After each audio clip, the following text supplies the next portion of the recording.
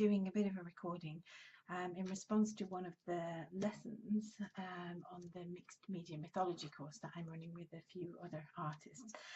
This lesson is by Jeanette Montero, and you might be able to guess from the state of my fingers, but her lesson is all about Iris, who is the rainbow goddess. So that's why I have lots and lots of paint on my fingers. I've just been using Jeanette's techniques to create the background for my canvas. Right now, I'm going to have a look at doing my representation of the goddess Iris herself, and I'm doing this because it's one of my favorite things to do on some vintage music paper that I have, and I'm going to use my 2B pencil and my Neocolor 2 crayons mostly, mixed in with a little bit of acrylic here and there to bring this goddess to life. So let's get started. Now, I've already decided in my mind that I want my rainbow goddess to have rainbow hair. So that's, excuse me, her hair is going to be a big deal in this picture. So I need to make plenty of space for that. So let's just start sketching her in. I'm just going to go in with a fairly loose pencil line. I'm experimenting in two different ways today. One in using some different techniques that I've never used before on the mixed media background, which you'll see eventually when I put them both together. But two, in the way that I'm kind of approaching this. I'm trying to give myself much sort of looser lines to work with. I think what it is possible to do when when you've painted a few different paintings and you're starting to feel like perhaps you found your style, perhaps you haven't, but you're still kind of wondering if your style is too much of someone else's. It's quite easy to just get into a wee routine of how you always do everything, and so how you always go about drawing the face and the shapes that you always use for certain parts of the face and things like that. So I'm trying to forcibly push myself out of this comfort zone by going for different faces, different shapes, and different ways of putting my stamp on the artwork, if that makes sense. So I do want her to have quite big hair because we want that rainbow to be really prominent. We want people to be able to recognize her as the rainbow goddess. And I want her to have a nice, sweet, thoughtful, possibly eyes closed face, I'm thinking right now, so that she looks peaceful and serene. But I want to keep this kind of loose feeling about the way that I'm drawing her.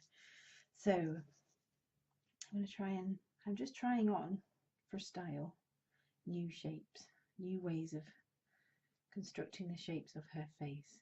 So it's not the way I would ordinarily draw a face, but I'm just, like I say, trying to let go of needing to be in charge of everything here.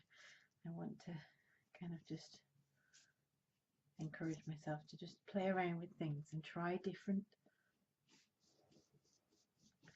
shapes and different ideas.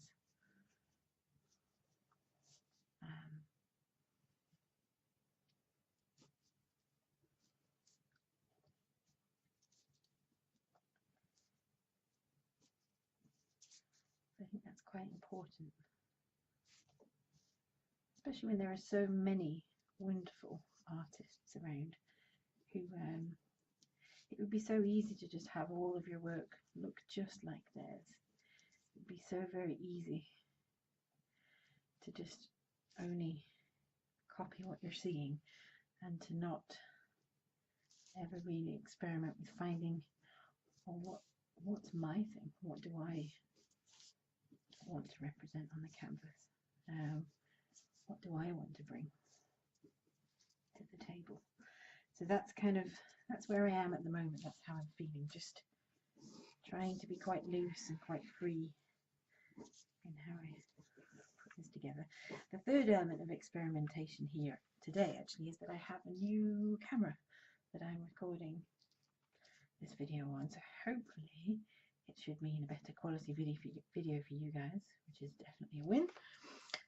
But also it should mean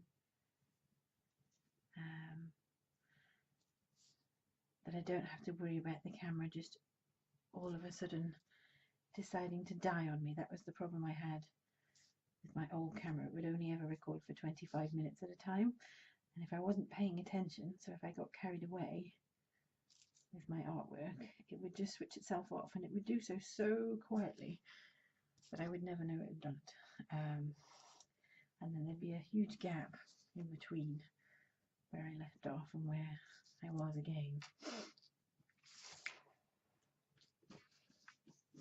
So that's a rough basic outline of what my rainbow goddess iris is beginning to look like. What I want to do with this rubber end of my pencil is just to go in and get rid of these sketchy lines a little bit, because I know I'm going to use the watercolor pencils. Obviously some of these extra sketchy lines will become smudges with the watercolors, so just want to get rid of a few of them so that that's not quite as prevalent as it would be, because I don't want it to interfere too much with the rainbow colours I want to use for her hair in particular. And also it gives me a good chance then to really check out her face shape and make sure that it's right. So here I can see it needs on this side to come out a little bit.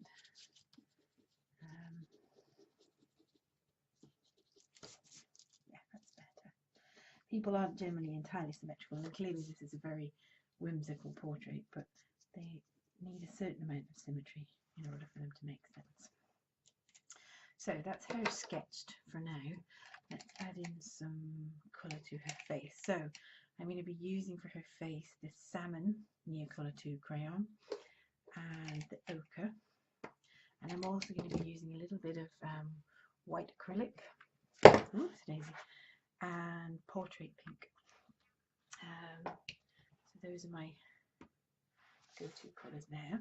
I have some white acrylic actually on a palette, which is why I've just put the white acrylic paint away. So let's get started. I like to use this kind of flat square sort of brushes for this kind of work. You might want to use something much thinner. It's entirely up to you really, if you're wanting to sort of have a go at this yourself at home. So let's start getting some colour down for her skin tone. I always start with the skin tone because then she starts to come to life a little bit, and then also I can go on to my favourite thing, which is in fact colouring the hair. So with this vintage paper, you do have to be a wee bit careful about how much water you're adding to the page. You have to be mindful, if you're using this kind of paper, of how much water you do add to it, because obviously it's not watercolour hot press paper, it's not mixed media paper, it's not really designed with painting on in mind.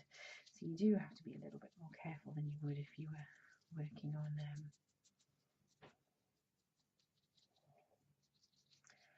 dedicated art paper as such. What I try to do is I try to add all of the wet pretty much at once if I can. I tend to find there's only so many layers that this kind of paper can take.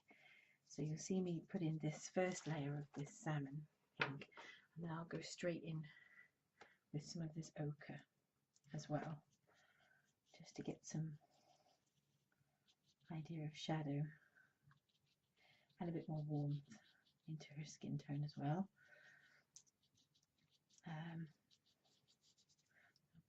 Lay that down first of all, mainly around the edges, around the eyes.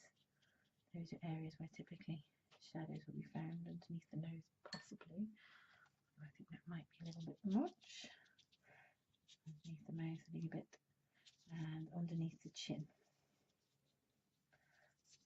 That's going to be the area of the most shadow. And then I'm just going to put a little bit of water, so I have a clean brush really, with just water on, and I'm just going to just scrub gently at the edges where the salmon meets the ochre, so we don't end up with very, very harsh lines.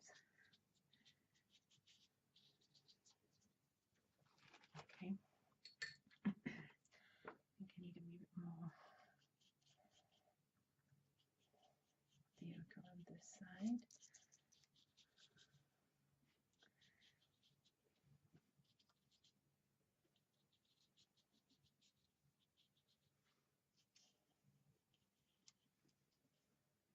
Just to give it a bit of extra definition.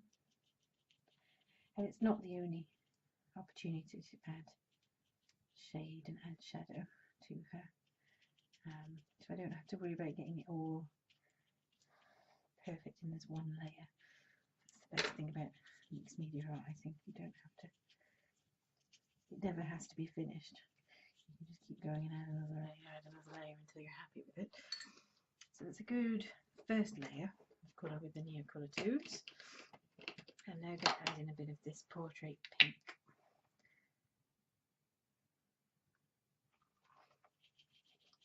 Quite fairly watery. I've added a fair bit of water to the brush before I've started. So it's not too opaque. I don't want it to completely cover up what I've just done. But I also do want the kind of warmth that this portrait pink brings. And if you're finding it hard to go around, say, the lips, if you're doing your own at home, you're finding it hard to go around the lips and be precise, and you're finding it hard to keep to the hairline, I would say don't worry about that. You can go into the lips, you can go into the hairline, and we can go over those then at a later date. That's not a problem. Even if I got paint all the way over in here, that wouldn't be a problem. It wouldn't ruin the final result because of the layers that I'm planning to add in. So this paper is quite saturated right now. I'm being quite mindful of that, so that I don't overwork it and cause it to tear. In a second I'm going to go on to working more on the hair and just give the face a little bit of time to dry. But before I do that, some things moving all over the place in the background, I'm just going to add a little bit of white acrylic, the highlights here. So same kind of thing as I was doing before, just kind of roughly putting it in place first of all in the first instance, and then I'll clean off my brush, just water, and just blend it out and in with the watercolours. And this will be my first layer for the face. And once I've finished this little bit of white, I'm going to leave the skin all together and just give time to sort of breathe and time to dry and time for the paper to recover from this onslaught, because obviously this paper was never intended as paper for painting. But I do like to paint on this kind of vintage paper. So I'm going to let that face dry all together, and I'm going to turn my attention to the hair. So I do want rainbow hair, and I have the different colours of the rainbow here, just in acrylic paints. But I also have some golden fluid acrylics as well that I got, little sample kit that I got for Christmas, which I absolutely love. So I think I will incorporate some of those into the mix when it comes to the hair as well. I think for the hair, what I might do is I might go for just finger painting for that. So let's see where that takes me. I'll start with a little bit of yellow. And what I often do with acrylic paint, if I'm finger painting, is I'll put a little bit on the page, then I'll dip my finger in the water dish, and then I get a little bit more movement out of it that way. So I can move it across the page. You probably won't have that issue with the golden as such, because they're kind of designed to flow. But if it's just ordinary acrylics that you're using, like this yellow is just an ordinary acrylic basics yellow, then it might be that technique will work a little bit for you. So I just dip my finger in the water, and then suddenly I'm able to move that paint an awful lot more. Do keep hold of your paper while you're doing this though, because obviously this vintage paper, the chances of it deciding to tear and rip are much more possible. You do have to be a bit mindful of the paper. If you're working on proper mixed media paper or watercolor paper or whatever, you probably wouldn't have the same concerns. But because I'm working here on this vintage paper, you do have to be a bit careful about that kind of thing. A bit of red on this side. Too much water there, I think.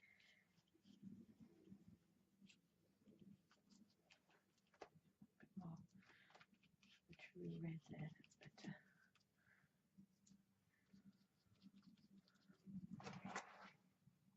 So I'm just going to build up a rainbow hair in exactly the same way.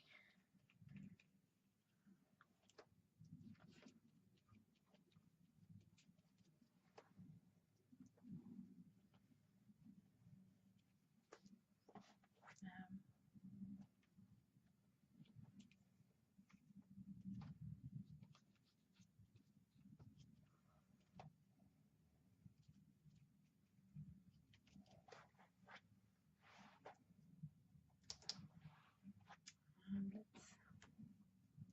use a little bit of these goldens. What I might do is just be a bit, throw caution to the wind and just let it straight to the page and just see what happens. I'm going to dip my finger into the water again, and I'm going to see how that works out. The one thing I am finding with the goldens, because I'm not so used to them, is that a lot of the time I need an awful lot less paint than I think I do, because they're so rich, and a little goes quite a long way. But the other lovely thing about them is because they are fairly transparent, you can see right through them to the other colours underneath, so you can overlap with them but not lose the other colours you've used, which I think is really nice.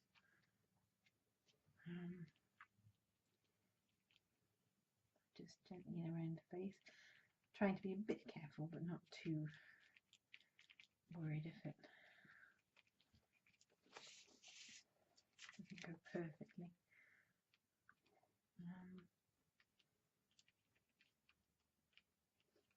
And of course you can use a brush for this, you don't have to use your fingers at all.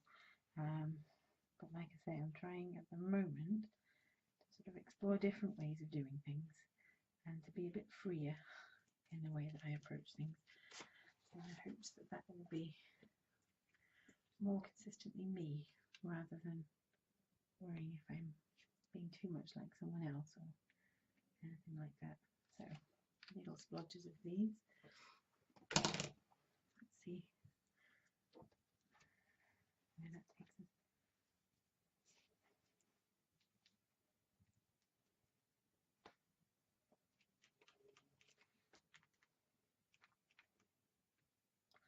Look at the way that green shines through the this blue that I'm adding, this golden blue. I love it.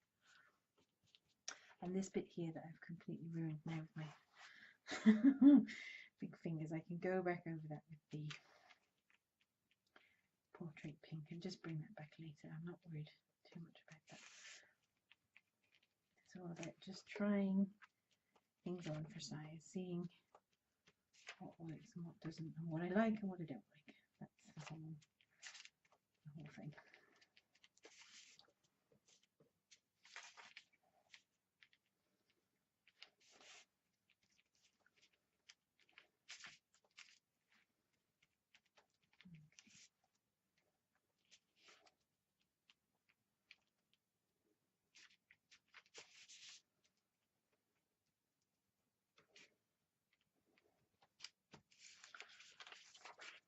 She's a little bit on the splodgy side. I do quite like her. One thing I do want to try and bring a bit more into play is a little bit more yellow. So I wonder if I can add some of this golden yellow in over the top, whether that will work. Let's see. The yellow's just gotten a bit lost. It's the first colour we put down, so I'm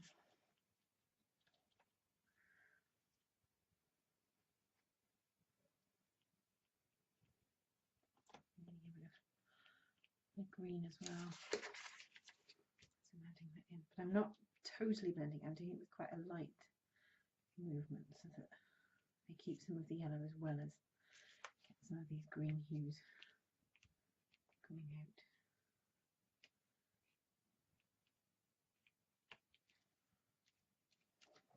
That's a whole range of colours there now. So that hair obviously I'm going to need to let dry. Whilst it's drying, I'm going to go back in to the face a little and just start tinkering there, because that's almost dry from before. Let's see if we can start to make sense of the face shape. This blue obviously that's gone over the edges of the face, that's not all the end of the world, because blue is very much a shadow colour. So once it's blended with some of this portrait pink, that's exactly the purpose it will serve. So I'm not too upset about that actually.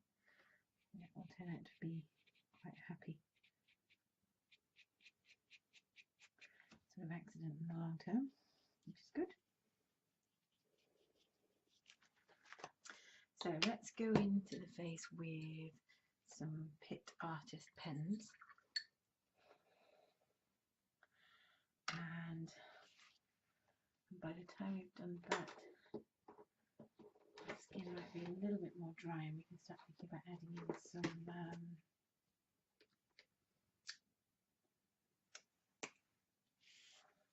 some more shading with the graphite pencil and other things. So I'm going to add these Pitt pens to the eyes to give the eyes a bit more colour and definition. And I'm also going to put in a little bit of this eye colour into the top of the eyelid.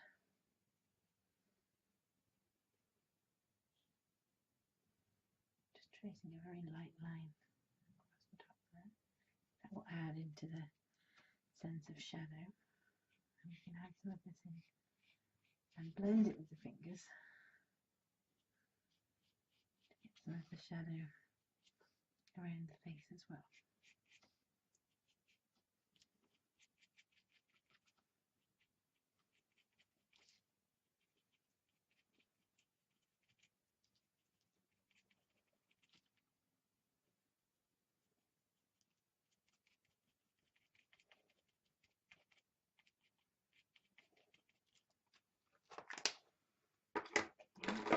I'm going to add a little bit of blush to the cheeks. I'm starting to run out of clean fingers here now because I've used my fingers so much. Just putting some in and then smudging it in with the fingers. Do you like a nice rosy cheek?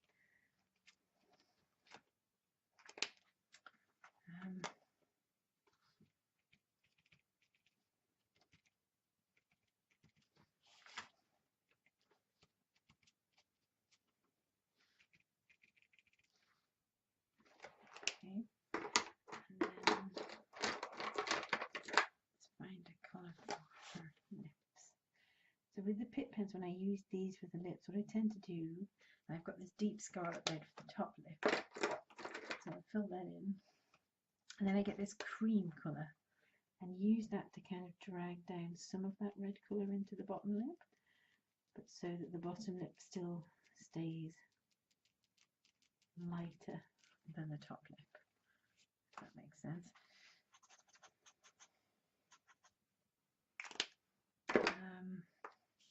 I know that is the light blue Pitt pens. I have this nice warm grey, and again that's a really nice one for just adding a bit of subtle shadow to the face. nice sort of neutral, not overpowering, but just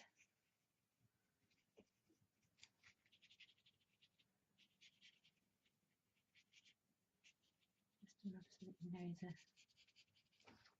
shadow is there.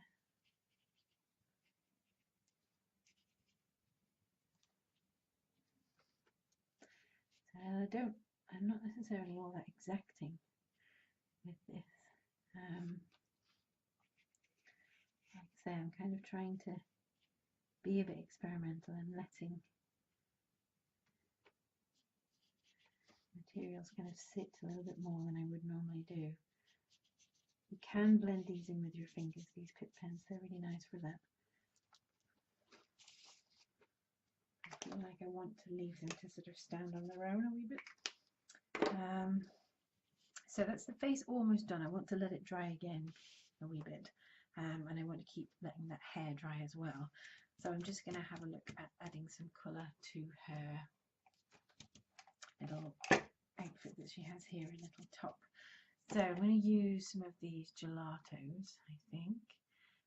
One thing I discovered about these gelatos recently is that you don't have to just apply them with water. You can use them in a similar way that you would use oil pastels. So you put them on in this kind of a way. I found this out on a Kelly Ray Roberts course. I'd never seen anyone use them like this before. You put on the colours that you want. So I've just done cotton candy and this is blueberry.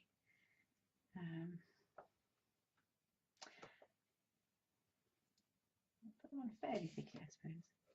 A bit like colouring when you're a kid. And then you just blend them in with your fingers. And you're kind of left with this really lovely, creamy sort of consistency, which is really quite vibrant as well, which I really like.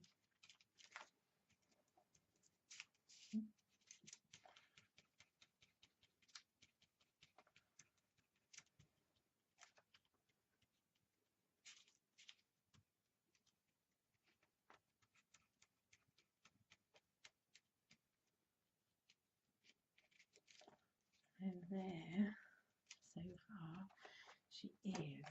So what I'm going to do is I'm going to just dry her quickly on the vintage paper so that I can move on to the next stage. So grab my, here we go.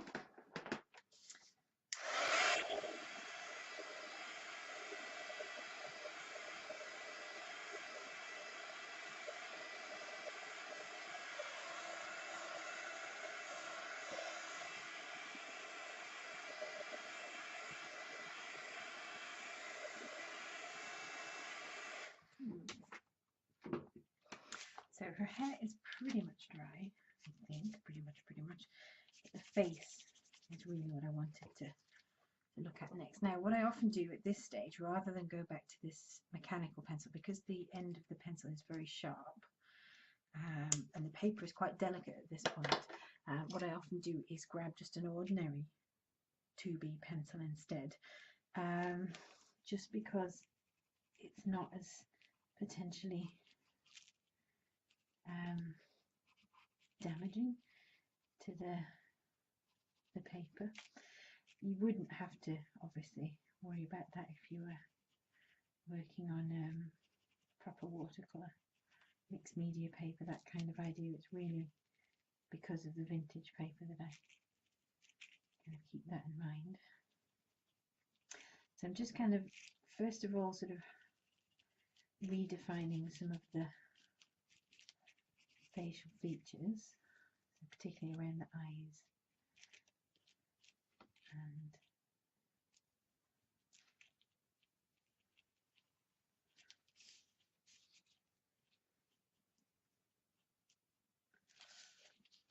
and also I want to kind of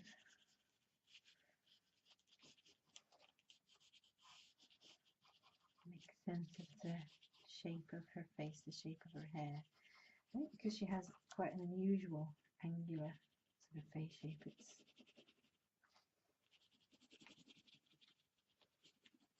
easy to get lost with where the face ends and the hair begins. I'm just laying down a good layer of graphite because I'm going to go in with my smudging stick soon. To give her a bit more definition. Now the outer edges of the hair, I know for a fact I don't have to worry about those because I'm going to cut her out from here. But I'm just going to give myself a rough idea of where I might cut her out. So I'm eventually going to collage her onto my canvas that I created using Jeanette's video tutorials from the course.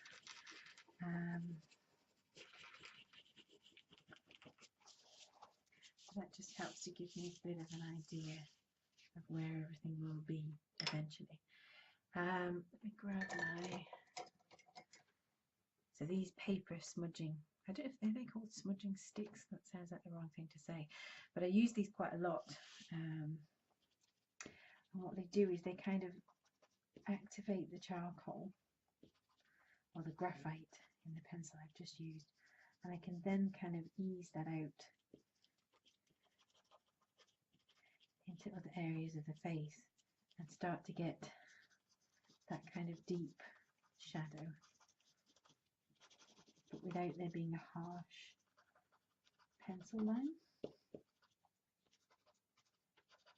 That's what I'm aiming for.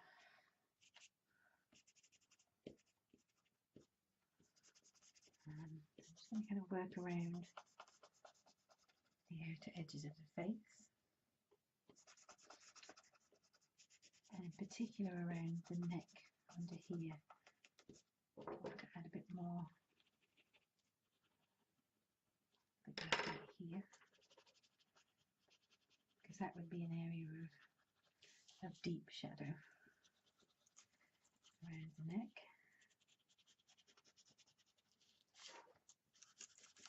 I'm just going to smudge out a little bit that pencil line I did around the hair, although like I said, this girl is going to be cut out of this page, so that line itself isn't particularly important because I can just cut out and keep what I want to keep.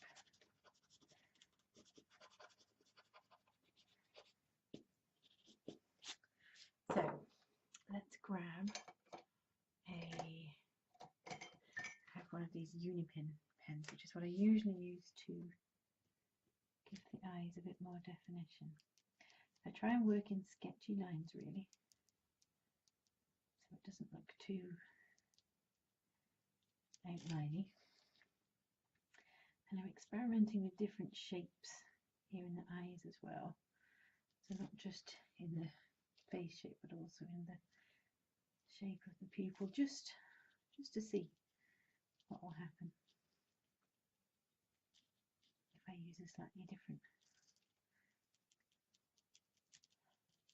shape, different line. So I'm being very gentle with this. I'm not trying to draw around each and everything. Of course you can do that if that's what you like the look of, then go for it. But for me, I like to kind of keep things a little bit more loose if I can. I do still want this lady to still have these mad eyelashes though, so I'm going to definitely put those in.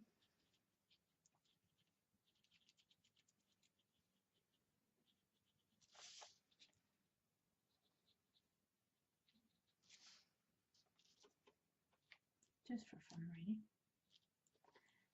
And I'm going to just go over there. That's where there would be extra shadow. I'll just use this pen very sketchily to get me that extra shadow. Like I said, I don't really want to kind of cartoony sort of total outline to everything because I don't really like how that looks. I do that sometimes. I sort of forget that I don't really like it and I do it, but I don't really want that at this stage. I want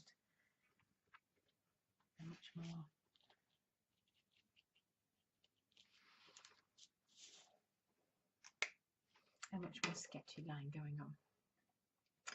So I have both a white paint pen and a white gel pen. I'm going to go into the eyes with the gel pen simply because it's a nicer point to use, so it's easier to get in there and add in the whites without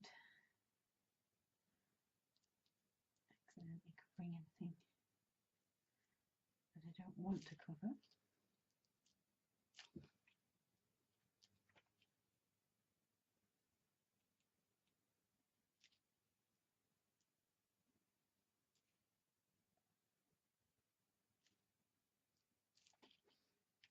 Get the top of the eyelids a little bit of light on the lips.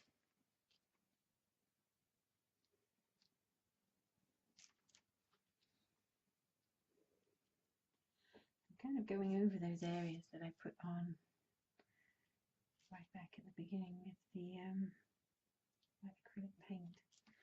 Just adding a bit more to those. And I'm going to switch to the paint pen just to add in some more of these highlights.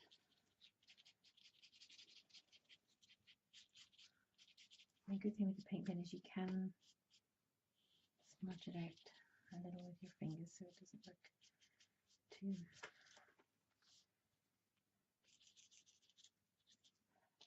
distinct or like it's not part of the painting.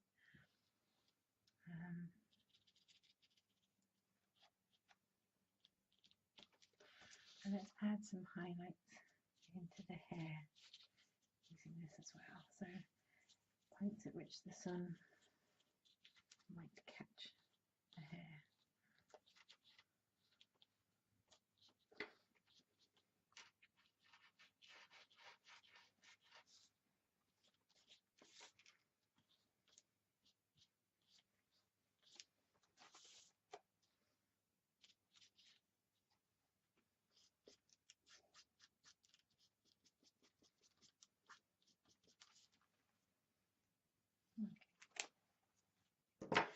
So the last thing I want to do before I think about cutting her out is I want to grab, I have these metallic pens and I really like them, and they're made by Paper Mania and you buy them in a set of 8 different colours. And what I like to use them for especially is just to add some detail to the hair. And these are a nice rainbow of different colours to choose from, so I can choose colours that fit in with the acrylic that's in the background of the hair.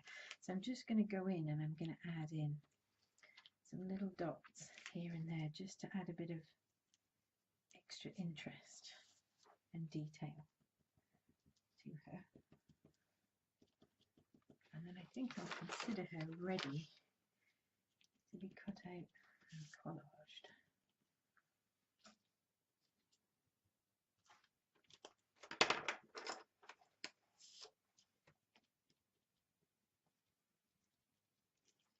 So I'm going for like colours with like colours.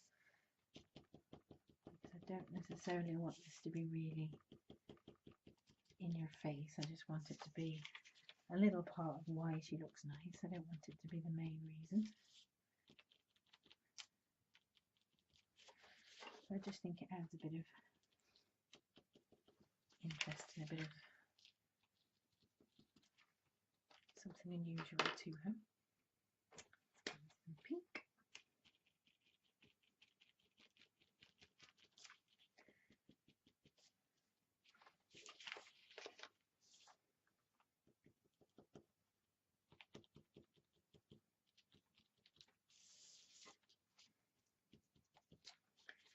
Pink and a bit more subtle.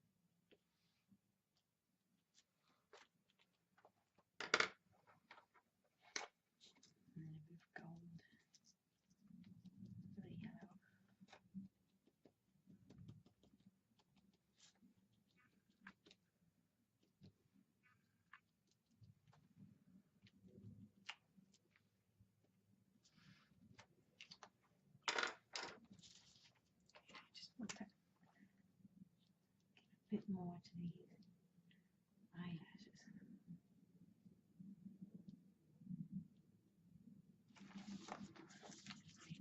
bit more.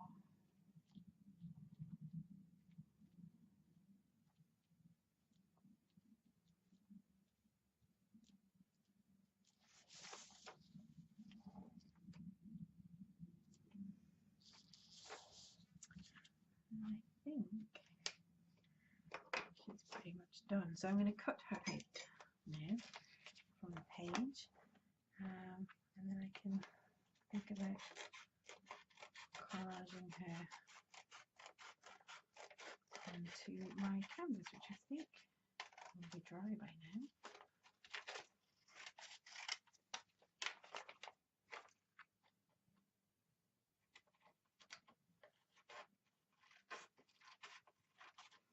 It's funny, cutting out is still something that in my deep down in my kind of feelings I don't really feel like I can do, because I'm left-handed. I think when I grew up they didn't have any such thing as left-handed scissors, or certainly not at the school that I went to. So I was always really bad at cutting things out. I still kind of carry that sort of belief with me from then, even if it's not totally true. Alright, let's grab a canvas and see whether it's dry enough for me to collage this lovely lady on. So this is the canvas that I created using Jeanette's tutorial, and I think it's gorgeous. It's a lovely sort of rainbowy, starry night sky kind of idea. I really enjoyed creating it. So let's experiment a little where she could go. I think she ought to go here, and I'm thinking I might add at some stage some wings or something up in the corner on this side, possibly even a nice wing here, something like that. But for now, let's collage her onto here. So I have my Mod Podge and I have a sponge. Let's collage her in place. So I'm going to turn her over, and what I'm going to do is I'm going to apply the Mod Podge directly to the back of her. Try and do it fairly quickly so that by the time I get to the end of her, the first bit hasn't dried. And I'm putting on enough to glue her down, but I don't want to put on so much that I risk ending up with lots and lots of bubbles. So a little bit like wallpaper, I'm going to just let that seep in a second, and I'm going to pop some Mod Podge onto the canvas where I know she's going to sit, just to help the process along a little bit, and hopefully mean that she sticks nicely without being all bubbly. So let's get her in the right place. And the thing to try and do is to try and start in the very centre, smoothing her down, and then work your way out. That's the best way to avoid lots and lots of bubbles. What I do often find when I do this kind of thing and I collage my art onto canvas is that when I first put it on, it looks very bubbly, and before it's dried it looks dreadful. It looks as if it's never going to work. But often, as long as I make sure it is stuck down properly, when I come back to it later, I find that it doesn't have those bubbles, that they've kind of dried in such a way that it's not an issue. So it's just nice gentle pressure that I'm applying, starting, like I say, from the very centre and working your way out. But I'm not too worried if I do end up with a few bubbles here and there. I'm not gonna consider her to be ruined or anything. Just for those of you who might not have done this before, the first couple of times you do it, chances are you will end up with a few bubbles here and there, because it just takes time to get used to doing. And even though this here is looking a wee bit bubbly, but I'm just kind of, because I've done it before, I'm trusting that it's gonna turn out okay once it has dried. So that's my rainbow goddess Iris. I'll share with you on the blog my finished completed canvas with wings and everything, but I hope you enjoyed watching me create Iris herself. If you're interested in learning how to do the background and how to do the wings that I'm going to add to her, then that's all part of the lesson on the Mixed Media Mythology course that Jeanette has created. So feel free to head over to the Mixed Media Mythology page and have a look and see whether you might be interested in joining us for that course. There are 8 lovely lessons from 6 different artists, exploring lots of different mythological characters in lots of different styles, using lots of different techniques. So I hope you've enjoyed this so far, and don't forget to check out the blog to find out exactly how she turned out with her wings and everything. Thanks so much.